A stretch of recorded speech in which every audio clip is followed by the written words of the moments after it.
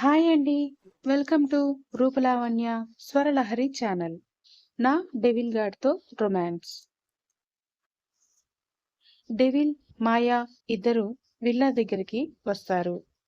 అప్పటికే లోపల ఎవరో ఉన్నట్టు చిన్న చిన్న సౌండ్స్ వస్తుంటే అనుమానంగా చూస్తూ ఉంటుంది మాయా.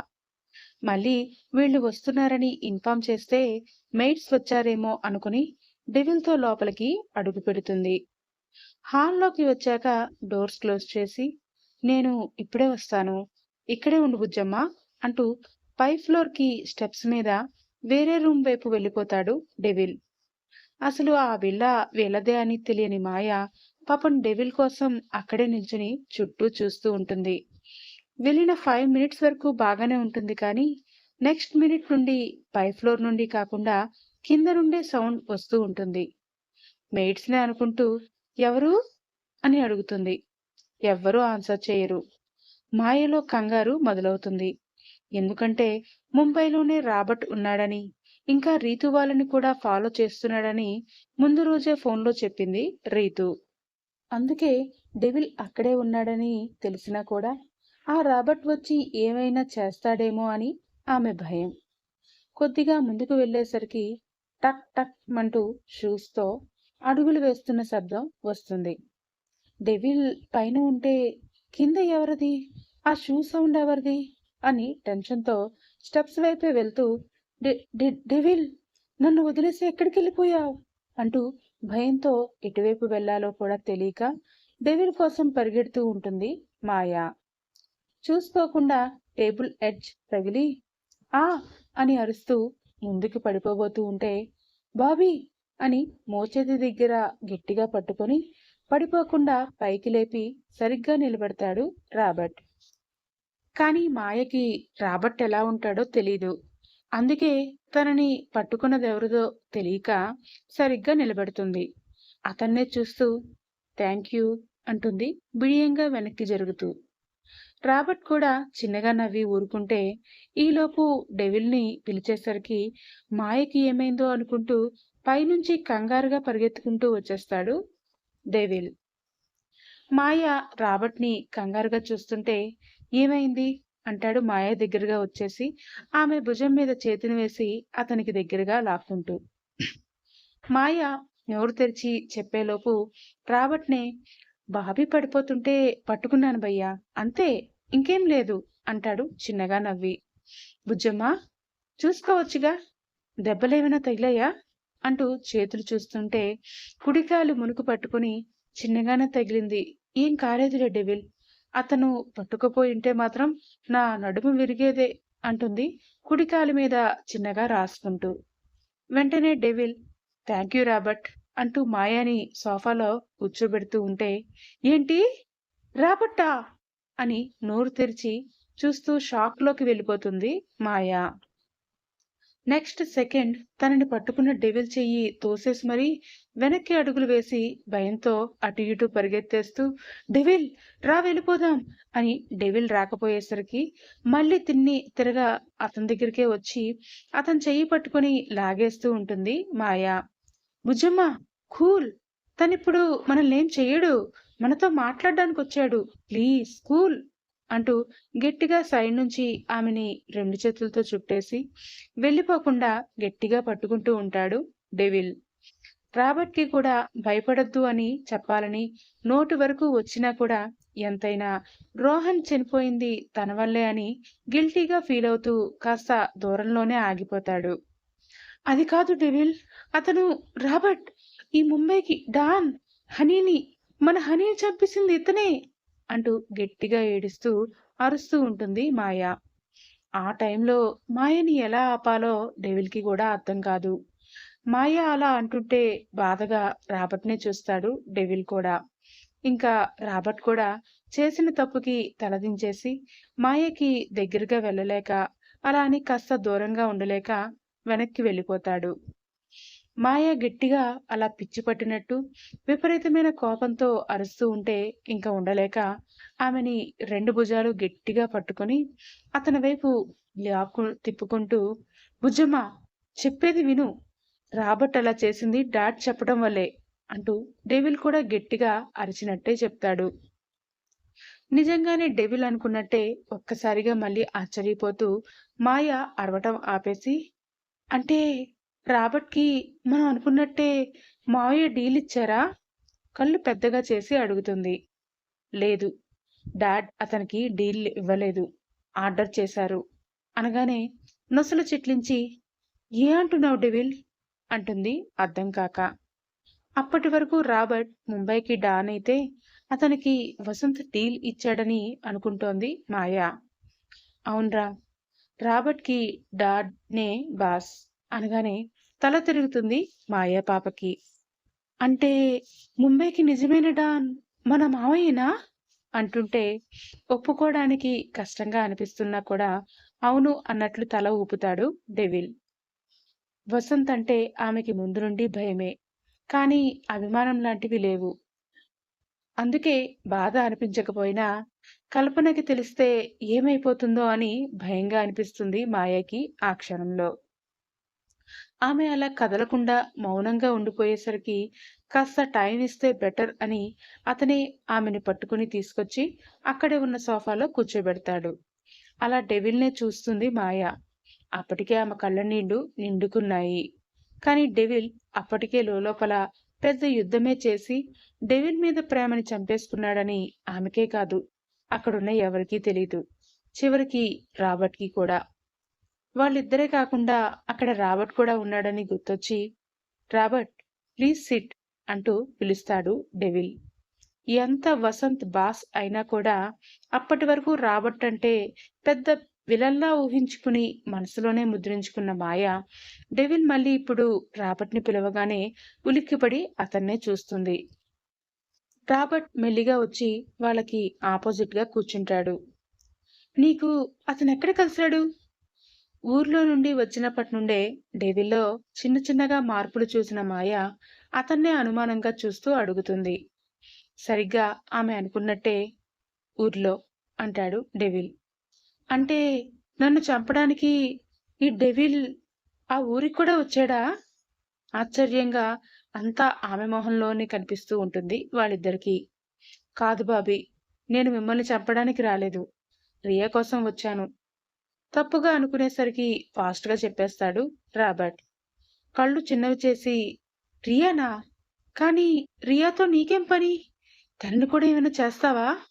డెవిల్, ఇతను చాలా డేంజర్ పర్సన్ కదా! ఇలా కూర్చోబెట్టి మాట్లాడతావేంటి? భయంతో గట్టిగా అంటుంది మాయ. బుజ్జమ్మ, కాసేపు నువ్వు కూల్‌గా ఉండమని చెప్పానా లేదా? కళ్ళు కోపంగా పెట్టి గంభీరంగా అడుగుతాడు డెవిల్. అతన్ని చూసి ఇంక మళ్ళీ సైలెంట్ అయిపోతుంది మాయ. సరే, అలగకు. చెప్పేది జాగ్రత్తగా విను అంటూ దగ్గరికి జరిగి ముద్దుగా చెప్తుంటే, అజ్జు భయ్య బయట వాళ్ళ దగ్గరే కోపం చూపించగలడు, బాబీ దగ్గర కాదు. నేను ఇంకా చాలా నేర్చుకోవాలి. అయినా నా రియా నన్ను యాక్సెప్ట్ చేస్తుందా అసలు అని ఆలోచిస్తూ వాళ్ళనే చూస్తూ ఉంటాడు రాబర్ట్. ముందు ఏం జరిగిందో చెప్పు. ఆమె చుబుకాన్ని పట్టుకుని చెప్తున్న డెవిల్ చేతిని రాబర్ట్ చూడకుండా గిచ్చేస్తూ మూతి బిగిస్తుంది మాయ. అలాగే అని చిన్నగా నవ్వి మళ్ళీ అంతలోనే మొహం సీరియస్ గా పెట్టుకుని జరిగింది చెప్పడం మొదలు పెడతాడు డెవిల్. ఊర్లో ఏం జరిగిందో ఇప్పుడు చెప్పుకుందాం. డెవిల్ సూర్య చేతిలో నుండి పేపర్ తీసుకుని ఓపెన్ చేస్తాడు. అందులో వసంత్ రాబర్ట్ కోసం రాసిన మెసేజ్ ఉంటుంది. రాబీ, నేను నానిని. అజ్జు ఇంకా ఆ అమ్మాయి రేపే ఇక్కడి నుంచి హైదరాబాద్ వెళ్ళిపోతున్నారు. ఈ టైంలో నువ్వు ఆ అమ్మాయిని కిడ్నాప్ చేసి చంపడం సేఫ్ కాదు. అజ్జుకి దొరికితే చాలా రిస్క్. అందుకే మళ్ళీ కొన్ని డేస్ సైలెంట్గా ఉండి అప్పుడు ఆ మాయని చంపడం మంచిది. నువ్వు అర్జెంటుగా ఇక్కడి నుండి ముంబై వెళ్ళిపో అని ఉంటుంది. అది చదివినప్పుడు డెవిల్కి మొదట ఏమీ అర్థం కాదు. కానీ టైం లేదు కాబట్టి మ్యాటర్ మాత్రమే గుర్తుపెట్టుకుని మళ్ళీ అది సూరయ్యకి ఇచ్చేసి కావాలని వెళ్ళిపోమంటాడు. అతని వెనకే మళ్ళీ వెళ్ళి ఆ పేపర్ ఎక్కడ పెడుతున్నాడో చూస్తాడు. రాబీ అంటే రాబర్ట్ కావచ్చు. మళ్ళీ డాడ్ ఆ రాబర్ట్ని ఇక్కడికి కూడా రప్పించాడా? అయినా ముంబై మొత్తానికి డాన్ జస్ట్ మా డాడ్ కోసం ఇక్కడికి వచ్చేసాడా అని షాక్ అవుతూనే సూరయ్య వెళ్ళిపోయాక రాబర్ట్ ఇంకా బయటికి రాకముందే సైలెంట్గా వెళ్ళి ఆ పేపర్ని తీసి పాకెట్లో పెట్టుకుంటాడు డెవిల్. ఖచ్చితంగా ఇదే గొడవంలో ఉన్నాడన్నమాట అనుకుంటూ బ్యాక్ ప్యాంట్స్కి ఎవరికీ కనబడకుండా పెట్టుకున్న అతని పోలీస్ గన్ చేతిలోకి తీసుకుని చుట్టూ ఒకసారి నార్మల్గా చూస్తాడు. పిట్ట మనిషి కూడా ఉండడు. బాగానే ఊరి చివర ప్లాన్ చేసుకున్నాడన్నమాట. నా అంచనా కరెక్ట్ అయితే ఆ రాజునే రాబర్ట్ అనుకుంటూ అనుమానం రాకుండా మెల్లిగా డోర్ కొడతాడు. అలాగే వెంటనే కాస్త పక్కన నిల్చుని గన్తో పొజిషన్ కూడా తీసుకుంటాడు. సరిగ్గా అప్పుడే లోపల రాబర్ట్ అండ్ విలియం అప్పటికి 5 మినిట్స్ ముందు వాళ్ళ రూమ్ ముందు ఎవరో పెట్టిన మొబైల్ ఓపెన్ చేసి చూడాలని అనుకుంటారు. కానీ అంతలోనే డోర్ ఎవరో కొట్టేసరికి చేతిలో ఆల్రెడీ ఉన్న గన్స్తోనే అలర్ట్ అయ్యి విలియం డోర్ ఓపెన్ చేస్తాడు. డెవిల్ ఫ్రాక్షన్ ఆఫ్ సెకండ్స్లో విలియం మొహంపై, ముఖ్యంగా ముక్కుపై గట్టిగా ఒక్క పంచిచ్చి అతని చేతిలో గన్ అక్కడే కింద పడిపోయేటట్టు చేస్తాడు. తలకి గన్ ఎయిమ్ చేసి కింద పడిన గన్ని తీసేసుకుని విలియంతో సహా లోపలికి వెళ్లి డోర్ క్లోజ్ చేస్తాడు డెవిల్. అప్పటికే రాబర్ట్ అక్కడ అలా డెవిల్ని చూసి షాక్ అయ్యి విలియంకి ఏం చేసేసరికి గన్ని అజ్జుకి చూపిస్తాడు. కమాన్, గన్ కింద పడే రాబర్ట్, చేతుల్ని పైకెత్తు, లేదంటే ఇతన్ని నిన్ను ఇద్దరినీ షూట్ చేసేస్తాను, మర్యాదగా లొంగిపో అంటూ విలియంనే ముందుకు పెట్టుకుని షీల్డ్లా చేసుకుంటాడు డెవిల్. రాబర్ట్కి షాక్లో ఏం చేయాలో అర్థం కాదు. అసలు డెవిల్ అలా ఆ టైంలో వస్తాడని కొంచెం కూడా అతను ఊహించలేదు. అందుకే ఎలా రియాక్ట్ అవ్వాలో తెలియక చూస్తూ ఉంటాడు. పైగా అతను ఆల్రెడీ 2 బాటిల్స్ వైన్ కూడా తాగి మత్తులో ఉన్నాడు. కాస్త అటు ఇటు అయినా డెవిల్ వాళ్ళని షూట్ చేస్తాడని అర్థమైపోతుంది రాబర్ట్కి. అందుకే ముందు దొరికినట్టు యాక్ట్ చేసి లాస్ట్ మినిట్లో తప్పించుకోవాలని ప్లాన్ చేస్తాడు రాబర్ట్. ఓకే ఓకే, నేను గన్ పడేస్తున్నాను, మనం మాట్లాడుకుందాం, విలియన్ని కూడా వదిలేసేయ్ అంటాడు రాబర్ట్ అతని గన్ పక్కనే ఉన్న సోఫాలోకి విసిరేస్తూ. ఇంకా డెవిల్ అలాగే ఇద్దరికి గన్ చూపిస్తూ రాబర్ట్ పడేసిన గన్ కూడా అతని చేతిలోకే తీసుకుంటాడు. కూర్చోండి అని సోఫా చూపిస్తే రాబర్ట్, విలియం ఇద్దరు కూర్చుంటారు. చెప్పు రాబర్ట్, ముంబై నుండి ఇక్కడికి ఎందుకు వచ్చావు అంటూ వసంత్ కోసం తెలుసుకోవాలన్న ఆరాటంతో వెంటనే అక్కడే ఇంటరాగేషన్ ని స్టార్ట్ చేసేస్తాడు. కానీ రాబర్ట్ ఏం మాట్లాడకుండా అలాగే డెవిల్ వైపే చూస్తూ ఉంటాడు. ఎందుకంటే ఏం మాట్లాడినా అందులో ఏదో ఒక పాయింట్ డెవిల్ పట్టేస్తాడని. అసలే తను డ్రింక్ చేసి ఉండడం వల్ల మత్తులో మర్చిపోయి వసంత్ పేరు బయటకు వచ్చేస్తుందని అసలు నోరు తెరవకూడదు అని డిసైడ్ అవుతాడు రాబర్ట్. చెప్పు, రాజ్ అని పేరు మార్చి చెప్తే నేను పట్టుకోలేను అనుకున్నావా? మా డాడ్కి నీకు ఏంటి సంబంధం అనగానే రాబర్ట్, విలియం షాక్ అయ్యి చూస్తారు. ఇద్దరికీ గుండెదడ మొదలవుతుంది. నాకు తెలుసు, మాయని అరుణ్ని చంపమని నీకు డీల్ ఇచ్చింది మా డాడ్నే కదా. ఇప్పుడు కూడా నా మాయని చంపాలనే కదా ఇక్కడి వరకు వచ్చావు. కానీ మీకు ఎప్పటి నుండి పరిచయం అది నాకు తెలియాలి. ఈ ఒక్క డీల్నేనా, లేదంటే వేరే డీలింగ్స్ కూడా ఉన్నాయా మీ మధ్యలో? డెవిల్ పూర్తిగా ఇప్పుడు ఒక పోలీస్ ఆఫీసర్లా అడుగుతూ ఉంటాడు తప్ప వసంత్ కోసం బాధపడ్డం పూర్తిగా మానేస్తాడు. కొంతవరకే తెలిసిందని రాబర్ట్ వాళ్ళకి అర్థమై ఈ ఒక్క డీల్నే ఇచ్చారు, అది ఒకసారి ఫెయిల్ అయిందని మళ్ళీ ఇప్పుడు ఇక్కడికి వచ్చాను అంటూ ఆ విషయంలో మాత్రమే వసంత్ అతన్ని కాంటాక్ట్ చేసినట్లు చెప్పేస్తాడు రాబర్ట్. కానీ అక్కడ ఉన్నది డెవిల్ కదా, ఇంకా ఏదో అనుమానంగానే అనిపిస్తూ ఉంటుంది. అందుకే వాళ్ళని అక్కడే కూర్చోమని రూమ్ అంతా సెర్చ్ చేస్తూ ఉంటాడు. విలియం ముందు టేబుల్ మీద ఉన్న పాత మొబైల్ మీద డెవిల్ కళ్ళు ఆగుతాయి.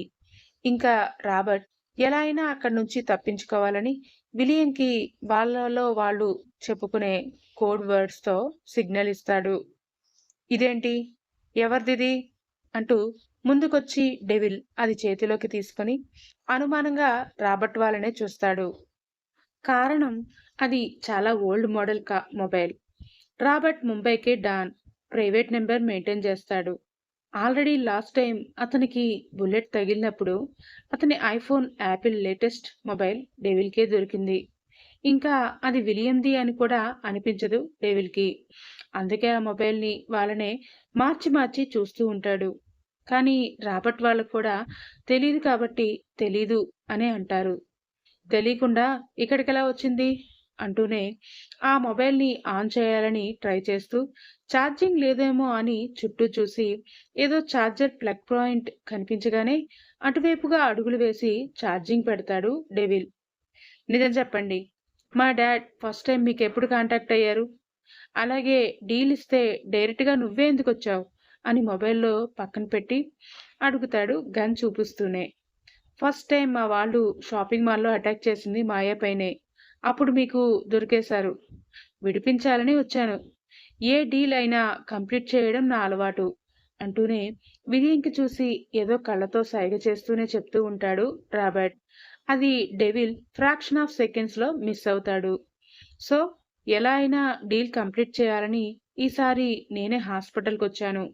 అప్పుడు కూడా మిస్ అయ్యేసరికి ఇగో ఇప్పుడు ఇలా అంటూ డోర్కి లాక్ చేసే వీలు లోపల నుండి లేదు కాబట్టి డెవిల్ జస్ట్ గడియ పెట్టాడు కాబట్టి ముందు వీళ్ళు వెళ్ళిపోయి బయట నుండి డోర్ గడియ పెట్టాలని సైగలు చేసుకుంటారు. సో ఇప్పుడు మళ్ళీ మాయని చంపాలని వచ్చావు అంతేనా అంటూ డెవిల్ సూటిగా కోపంగా చూస్తాడు. అవును, కావాలంటే మీ ఫాదర్తో డీల్ క్యాన్సిల్ చేసుకుంటాను. నన్ను మాత్రం ఇప్పుడు వదిలేయ్, లేదంటే చాలా ప్రాబ్లం ఫేస్ చేస్తావు. అండ్ మెయిన్లీ నేను అరెస్ట్ అయినా కూడా నేనే రాబర్ట్‌ని అనడానికి, అలాగే నేను తప్పు చేశాను అని నిరూపించడానికి నీకు ప్రూఫ్స్ లేవు. 5 నిమిషాల్లో బయటకొచ్చేస్తాను అని డెవిల్‌తో చెప్తూనే రెడీయా అన్నట్టు చూస్తాడు విలియంని. అతను కూడా యెస్ బాస్ అని సైగ చేస్తాడు. వన్స్ నువ్వు లాకప్‌లోకి వెళ్ళాక ఏం చేయాలో నేను చూసుకుంటాను. నేను అడిగిన వాటికి మాత్రం నువ్వు ఆన్సర్ చెప్తే చాలులే అంటూ మొబైల్ ఆన్ అయ్యేసరికి వీళ్లతో మాట్లాడుతూనే అటుగా అడుగులు వేస్తాడు డెవిల్. మొబైల్ చేతిలోకి తీసుకునే వరకు ఇద్దరు అలర్ట్గా ఉండి అది డెవిల్ ఆన్ చేయడానికి చూపు దాని మీద నిలపగానే ఇద్దరు శరవేగంగా లేచి బయటికి పరిగెడతారు. రాబర్ట్ డోర్ గడియ తీయటం, ఇక్కడ డెవిల్ మొబైల్లో ఉన్న బటన్ ప్రెస్ చేసి వీడియో ప్లే అవటం, డెవిల్ ఆ గడియ సౌండ్కి తల అటువైపు తిప్పడం అన్నీ ఒకేసారి జరుగుతాయి. వీడియోలో ప్లే అయిన వాయిస్ సౌండ్కి రాబర్ట్ కూడా షాక్ అవుతూ వెళ్ళిపోతున్నవాడు కాస్త ఆగిపోయి అలాగే ఉండిపోవటం కూడా ఒకేసారి జరుగుతాయి. డెవిల్ కూడా ముందు రాబర్ట్ పారిపోతున్నాడని పాదం వాళ్ళ వైపు తిప్పినా కూడా మొబైల్లో గొంతు విని ఆశ్చర్యంగా అక్కడే ఆగిపోతాడు. అటు రాబర్ట్ ఇటు డెవిల్ ఇద్దరికి ఒక్కసారిగా బ్రెయిన్ స్ట్రక్ అయిపోతుంది. డెవిల్ చేతిలో మొబైల్ ఉన్నా కూడా తెలియకుండానే వణుకుతుంది అతని చెయ్యి. రాబర్ట్ పారిపోవాలని అనే విషయాన్ని కూడా పూర్తిగా మర్చిపోయి డెవిల్ వైపే దగ్గరగా వచ్చేస్తాడు. ఇద్దరు ప్లే అవుతున్న వీడియోనే అలా చూస్తూ ఉండిపోతారు. అందులో ఆ వీడియోలో వసంత్ అప్పటికి కాసేపు ముందు వీరేంద్రతో కారులో రాబర్ట్ గురించి, ఎలా పెంచిన విషయాలు, మోసం చేసిన విషయాలు, టైం వచ్చినప్పుడు ఎలా చంపాలో కూడా ప్లాన్ చేసుకున్న విషయాలు మొత్తం చెప్పినవని హెచ్డి క్వాలిటీతో వీడియో తీసి మొబైల్లో స్టోర్ చేసి రాబర్ట్ రూమ్ ముందు పెట్టేసి వెళ్ళిపోతాడు వీరేంద్ర. దీనితో రాబర్ట్కి కోపం వచ్చి వసంత్ని చంపేయాలి అన్నదే వీరేంద్ర ఇంటెన్షన్. గెస్ చేయమన్నాను కానీ ఒక్కరు కూడా గెస్ చేయలేదు ఆ ఫోన్ పెట్టింది మన వీరు బేబీ అని. కానీ మన వీరు బేబీ టైంకి కరెక్ట్గా భలే రియాక్ట్ అయ్యి వీడియో తీశాడు కదా. కానీ ఎలా వాడుకోవాలో కూడా వీరు బేబీకి తెలిసినంతగా ఎవ్వరికీ తెలియదు పాపం. అందుకే ఒకే దెబ్బకి వసంత్ నాటకాలు అన్నీ కూడా డెవిల్కి అవతల రాబర్ట్కి ఒకేసారి తెలిసిపోయాయి. ఇప్పుడు ఏమవుతుందో తెలియాలంటే ఏం చేయాలో తెలుసుగా. కామెంట్స్ ఇచ్చేయండి, త్వరగా అప్డేట్స్ ఇచ్చేస్తాను. Thank you.